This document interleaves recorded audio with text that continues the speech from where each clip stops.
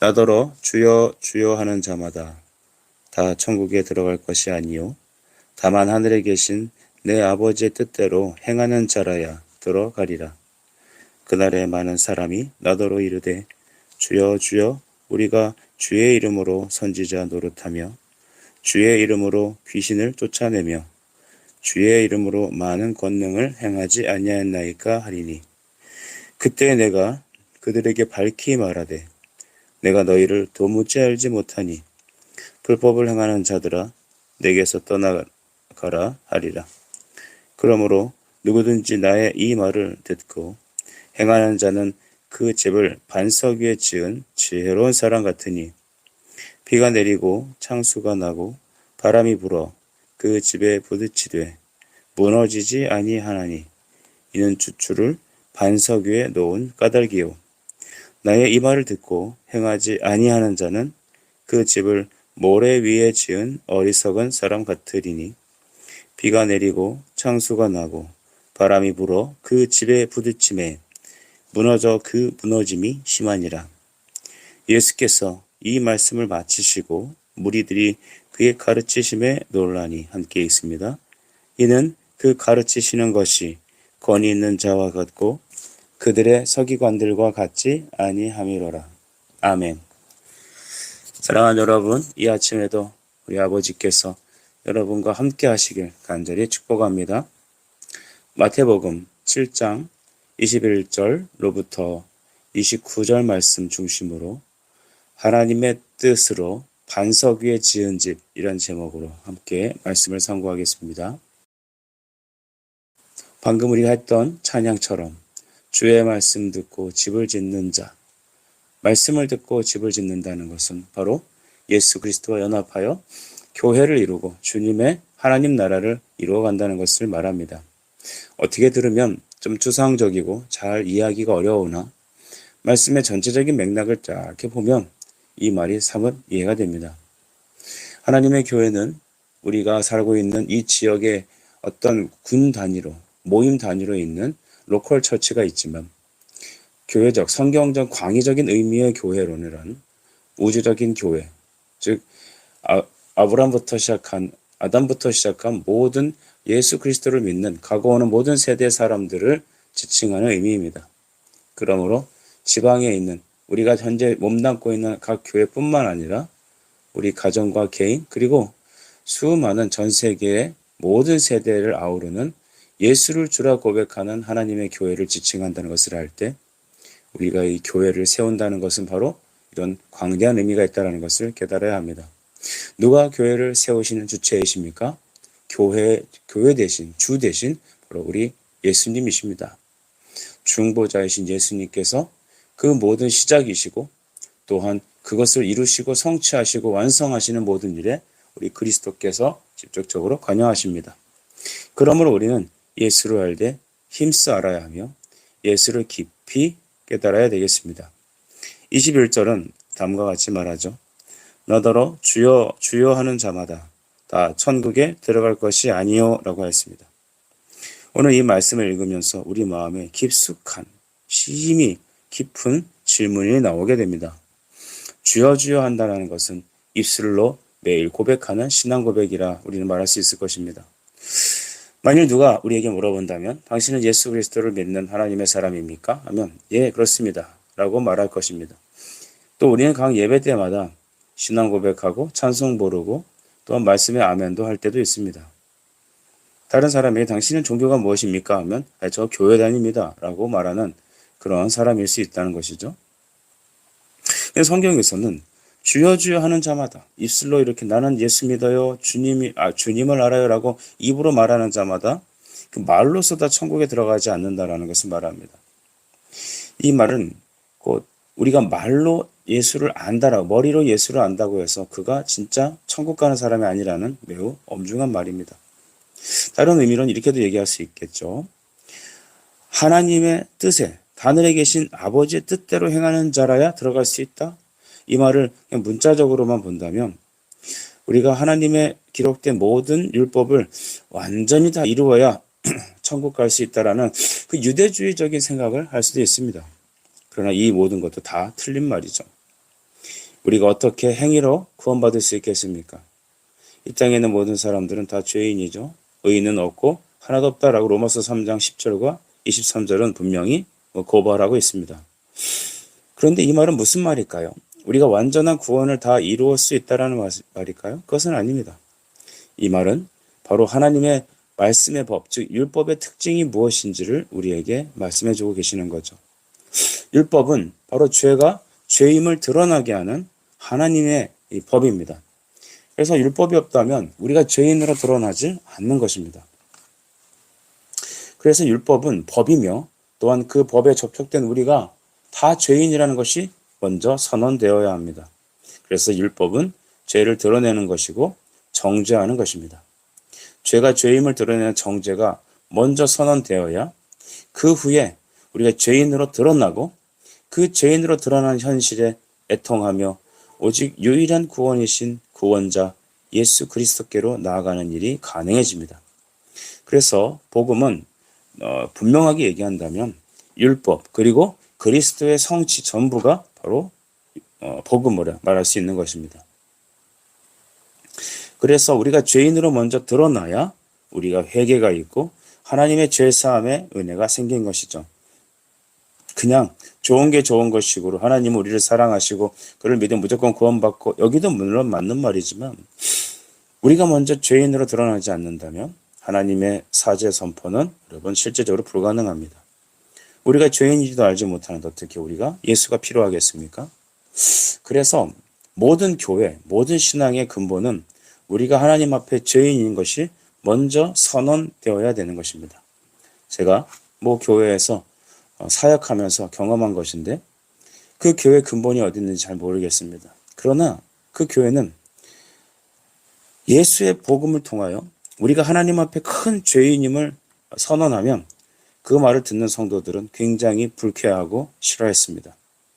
어떤 이는 저에게 이렇게도 말을 하는 것을 보게 되죠. 목사님이 목회를 처음 해서 철이 없다. 그러니 좋은 말을 통해 성도들을 칭찬하고 얼마나 현재 사는 삶이 힘드냐 그들을 위로하고 할 때 진짜 당신의 목회는 성공할 수 있습니다. 라고까지 말을 했습니다. 저는 그 모든 일을 거부합니다. 왜냐? 성경이 그것을 말하지 않기 때문이죠. 입으로 주여주하는 자가 다 아버지께 가는 자가 아닙니다. 내 말의 뜻을 다 순종해야 들어간다는 것이죠. 근데 이것이 우리에게 불가능하니 율법은 우리가 죄인인 것을 정죄하고 심판합니다. 그 후에야 십자가에 달리신 그리스도께로 우리는 도망치고 그에게 나아가 우리는 오직 예수 그리스도의 보혈의 은혜로 구원받는다는 신실한 고백을 하고 실제적으로 그리스도와 연합을 통하여 우리는 생명을 얻게 되는 것이죠. 이것만이 진짜 복음이며 성경에서 말하는 율법 그리고 그 이후의 성취를 말하는 것입니다. 그래서 우리의 구원을 말할 때 에베소서 2장 8절은 다음과 같이 말씀하고 계십니다. 너희는 그 은혜에 의하여 믿음으로 말미암아 구원을 받았나니 이것은 너희에게서 난 것이 아니요 하나님의 선물이라. 아멘. 하나님의 은혜에 의하여 우리의 노력이 아닌 하나님의 사랑과 하나님께서 주시는 선물의 구원인데 말씀을 들음으로 주신 그 믿음의 도구를 통하여 우리가 구원을 받는다는 것입니다. 이것은 하나님의 선물이다라는 것이죠. 여러분 오늘 21절 말씀을 잘 곡해하지 말고 우린 받아야겠죠? 네가 입술로만 주여줘야 한다 구원받는 게 아니다. 온전한 말씀에 순종이 있어야 한다. 그런데 너 자신은 그러지 못하지 않느냐? 그래서 말씀에 우린 접촉이 되고 죄인인 것을 드러나며 우리는 예수 그리스도의 십자가로밖에 구원받을 수 없는 그의 십자가로 도망칠 수밖에 없는 우리의 모습을 발견하는 것입니다. 여러분 하나님은 이것을 고안하셨습니다. 창세전에 그리스도 안에서 우리를 구원하시기로 작정하신 그 하나님은 우리를 구원하시기 위해서 제2위 성자이신 예수 그리스도를 우리의 대속주로 세우시고 그 구원의 방법으로 십자가를 정하셨으며 또한 마지막으로 그 십자가에 적용될 하나님의 사람들을 예정하셨습니다. 우리가 바로 그 혜택을 받는 하나님의 아들과 딸들임을 믿습니다. 이것이 우리의 감사입니다. 하나님의 말씀을 전심으로 다 순종하지 못하는 행위로서 구원 얻지 못하는 우리가 하나님의 율법 앞에 정죄되고 죄인으로 드러나는 것이 먼저 선행되어야 합니다. 여러분은 죄인이라는 말을 들을 때 어떤 감동을 받습니까? 어떤 느낌을 받습니까? 불편하고 대적하고 싶고 그 말을 하는 사람의 입을 틀어막고 싶습니까? 여러분, 아직도 멀었습니다. 그러나 우리가 이 말씀을 듣고 그리스도의 십자가로 나아간다면 여러분, 그것은 구원의 문이 열린 것이죠. 22절을 한 번 더 볼까요? 그날에 많은 사람들이 나더러 다음과 같이 얘기했다고 합니다. 주여 주여 우리가 주의 이름으로 선지자 노릇하며 주의 이름으로 귀신을 쫓아내며 주의 이름으로 많은 권능을 행하지 아니하였나이까 하리니. 예수님 앞에 가서 수많은 사람들이 다음과 같이 항변했다고 하는 것이죠. 주여 주여 우리가 얼마나 주님의 이름으로 많은 일을 행했습니까?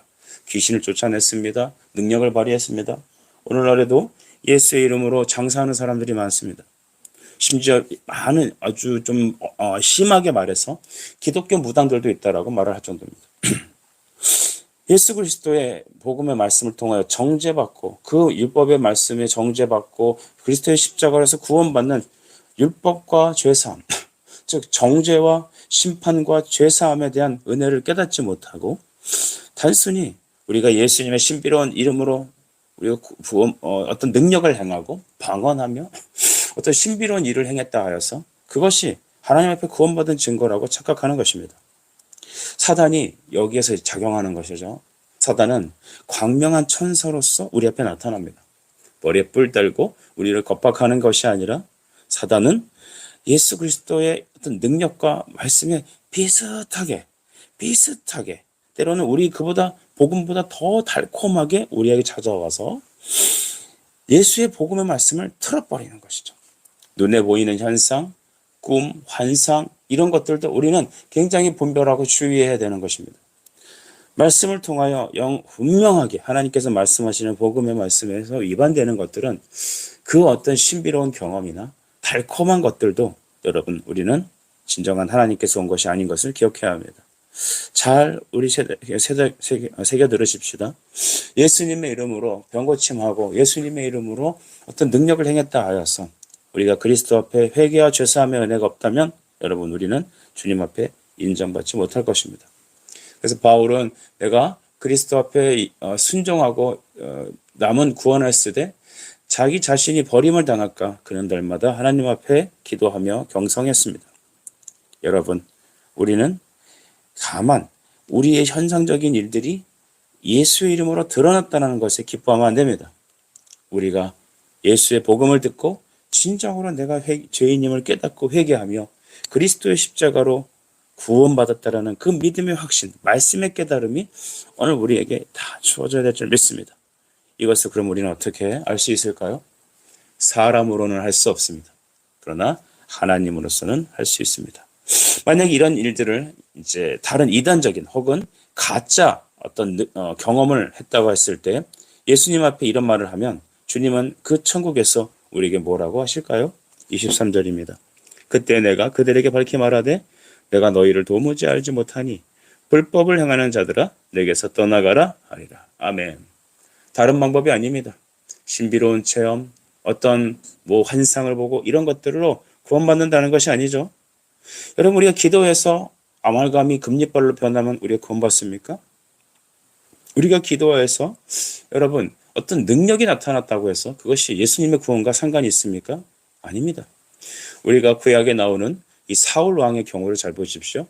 사울은 40년간 이스라엘 왕으로서 쓰임받았으나 그는 후에 버림을 받았습니다. 그는 여러분 하나님의 여러 가지 성령의 능력으로 이스라엘을 구원한 적도 있습니다. 그러나 그는 여러분 하나님께 버림을 받기도 하였습니다. 그럼 오늘날도 하나님 우리를 선택했다 버리시고 썼다 버리시고 그러실까?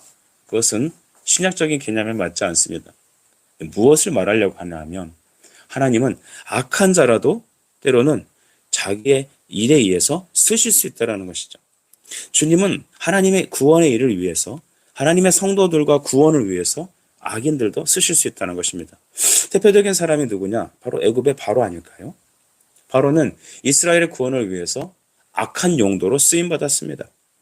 또 블레셋과 아수르 같은 또 바벨론 같은 나라들은 어떻습니까? 하나님은 바벨론과 아수르를 이스라엘을 때리는 막대기로 쓰셨다라고 성경은 말합니다. 하지만 그들은 역사상에서 심판을 받아 오늘날에는 그 자취조차 남지 않아 있죠. 악인도 하나님의 구원을 위하여 교회를 위하여 허용적인 작정 안에 쓰임받기도 합니다. 그러나 내가 하나님께 이렇게 쓰임받았다고 해서, 하나님의 도구로 쓰임받았다고 해서 과연 그것이 구원의 조건이 되느냐? 그렇지 않다는 것입니다. 여기서 보면 불법을 행하는 자들아라고 했죠. 불법. 오직 법은 무엇입니까? 회개와 죄사함입니다. 율법의 정죄, 하나님 법의 말씀 앞에 나의 죄가 지적받고 정죄받고 그 죄의 슬픔 속에 십자가 앞에 나아가 예수의 보혈의 은혜로 죄 씻음을 받는 것입니다. 예수의 십자가가 아니었다면 우린 죄사함도 구원도 없습니다. 이 복음의 진리를 버리고 다른 현상적인 것들과 어떤 느낌적인 것들을 추구한다? 내가 하나님 앞에 어떤 일에 있어 쓰임받았다고 해서 그것이 구원의 확증이 되느냐? 나의 직분이, 나의 사역이, 내가 하나님의 이름으로 많은 일들을 한다고 그것이 구원의 어떤 행위가 되느냐? 천만의 말씀이요. 그 모든 사람들에게 주님은 23절을 정확하게 적용할 것입니다. 불법을 행하는 자들이여 내게서 떠나가라. 여러분, 우리가 하나님 앞에 선한 일을 행하지 말라는 얘기가 아닙니다. 사회를 위해서, 교회를 위해서, 우리 가정을 위해서 충분히 우리는 주님의 이름으로 순종하고 우리가 할 수 있는 모든 일을 감당하는 너무나 귀합니다. 하지만 사랑 없으면, 주님을 온전히 말씀으로 믿고 회개와 제사함의 은혜에 이르지 못한다면, 주님이 말씀하신 법대로 예수 그리스도를 믿고 그 앞에 회개하고 죄사함을 받는 복음을 받지 않는다면 여러분, 우리는 다 하나님 앞에 불법을 행하는 자로 드러날 것입니다. 오늘날 우리의 교회의 모습, 우리 현재 신앙생활의 모습을 잘 점검해 봅시다. 복음은 없고 말씀은 없대. 여러 가지 행사나 이벤트와 또 여러 가지 많은 주변적인 변두리적인 사역을 많이 하는 교회들이 있는 것 같습니다. 본질을 놓치고 복음을 알지 아니하고 우리가 하나님 앞에 죄사함 받고 구원받아야 된다는 존재에 대해서 말씀의 선포도 없고 그거에 대한 감사도 없고 감격도 없다면 우리는 행위적인 일을 많이 하고 어떤 환상적인 것들과 경험적인 것들을 추구하다가 주 앞에 섰을 때 우리는 그 앞에 무슨 말을 하겠습니까? 주님은 우리에게 말씀하실 겁니다. 그 천국 재판장에서 우리에게 판결 내리실 겁니다. 불법을 행하는 자들아 내게서 떠나가라. 사랑하는 여러분, 저는 오늘 우리 이 말씀을 우리 안에 깊이 깨닫고 오직 예수, 오직 복음, 회개와 제사함의 유일한 생명의 단 하나의 길, 이 복음 앞에 우리가 온전히 서 있고 온전히 연합하고 그 앞에 날마다 나아가길 간절히 바랍니다. 24절도 한번 보실까요? 그러므로 누구든지 나의 이 말을 듣고 행하는 자는 그 집을 반석 위에 지은 지혜로운 사람 같으니 하였습니다. 오늘 말씀을 잘 주목하면 이 말을 듣고 행하는 자, 그러니까 믿고 순종하는 자라는 것이죠. 하나님의 이름 무엇입니까? 믿는 것입니다. 로마서 1장 5절에 나와죠. 믿는 것이 곧 하나님의 일이다. 하나님의 일은 우리가 말씀을 듣고 믿는 것입니다. 그래서 이 말을 듣고 순종하고 받아들이는 사람, 수용하는 사람들은요, 그 집을, 우리의 인생을, 교회를 반석 위에 세운 집과 같다. 우리의 영혼을 반석 위에 세운 집과 같다라는 것입니다. 여러분, 하나님의 말씀을 듣는다는 것이 얼마나 큰 축복일까요? 말씀을 그냥 듣고 흘려보내는 사람은 그냥 소음에 그치지 않습니다. 우리가 오늘날 설교를 좀 부정적인 용어로 누가 이렇게 얘기를 많이 하거나 이제 설득하려고 하면 설교하시네라고 합니다. 저는 그 말에 참 안타까운 마음이 많이 있습니다. 설교는 하나님의 생명의 복음을 선포하는 거 아니겠습니까? 그 어느 것 하나하나까지도 놓칠 수 없는 것이죠. 그런데 잔소리로, 쓸데없는 말로, 노이즈로 이렇게 받아들이는 것을 설교라고 이렇게 설명한다면 우리는 정말로 하나님의 말씀을 듣는 것에 대해서 오해하고 있는 것입니다. 말씀을 듣는다는 것은 그냥 귀로 듣는다는 것을 말하지 않습니다. 거기서 끝나지 않습니다. 듣고 마음에 새겨져서 열매를 맺어 순종의 자리까지 나아가는 것, 그것이 바로 듣고 행하는 것이죠. 우리 성도들에게, 오늘날 우리 자녀들에게 바로 이렇게 듣고 행하는 축복이 있길 바랍니다. 누가 들을 수 있을까요? 바로 하나님이 택하신 주의 어린 양들만 가능합니다. 요한복음 10장 27절 말씀에 내 양은 내 음성을 들으며 나는 그들을 알며 그들은 나를 따르리라. 아멘.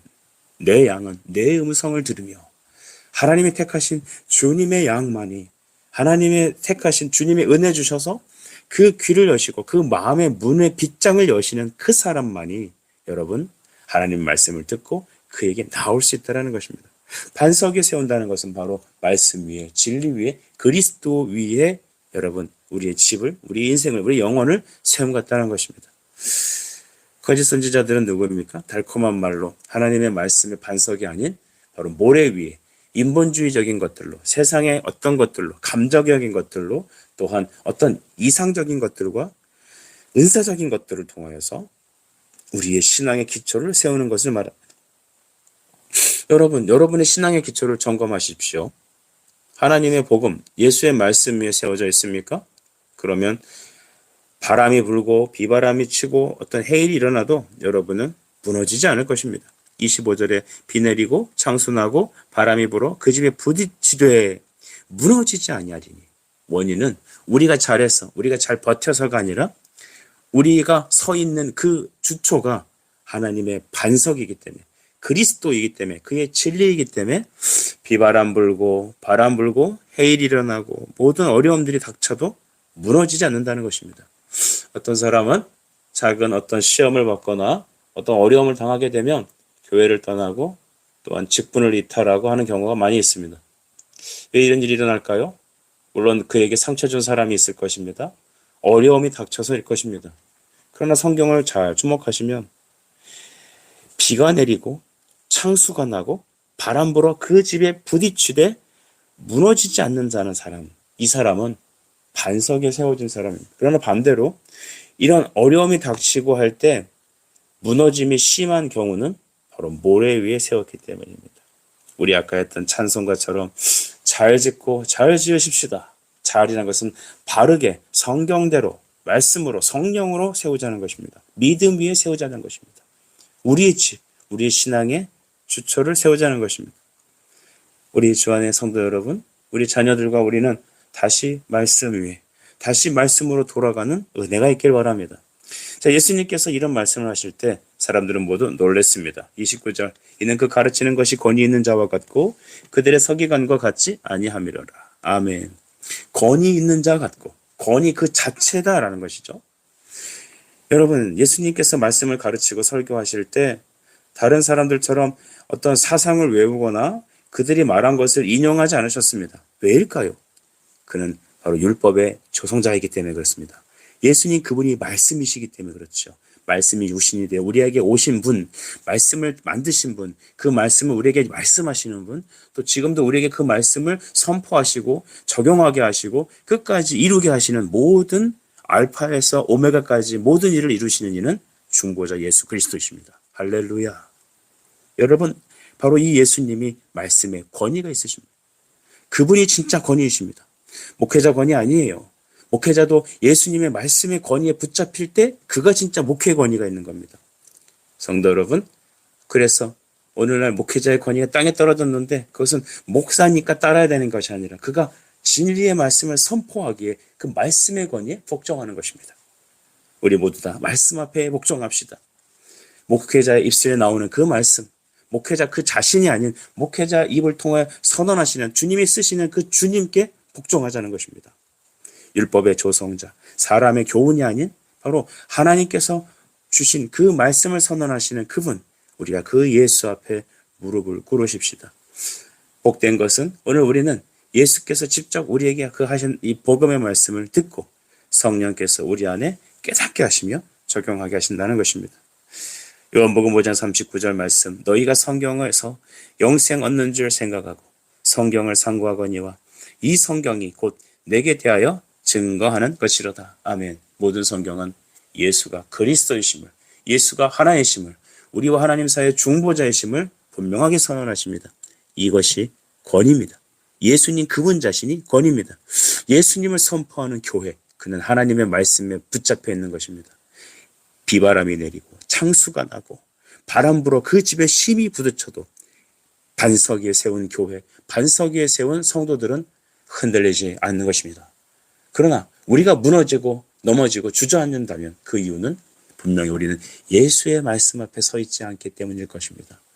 사랑하는 자녀들을 우리 남겨진 인생이 오직 그리스도의 반석 위에 예수의 참된 진리 위에 서 있기를 간절히 축복합니다. 하나님은 이 아침에도 여러분을 사용하십니다. 기도하겠습니다. 사랑과 은혜 주님 감사합니다. 이 아침에도 우리를 주님의 장중에 붙잡아 주셔서 하나님 주님의 말씀에 우리의 믿음의 주초를 놓고 또한 하나님의 말씀을 따라가게 하시니 감사합니다. 사람이 주는 교훈이 아닌 말씀이신 주님이 우리에게 주시는 말씀인 줄 믿고 오늘 이 아침에도 우리가 하나님의 뜻으로 반석 위에 우리의 인생의 집을 짓며 믿음의 집을 짓는 이 아침이 될 수 있도록 주여 은혜를 내려 주시옵소서. 예수 그리스도 이름으로 기도하옵나이다. 아멘.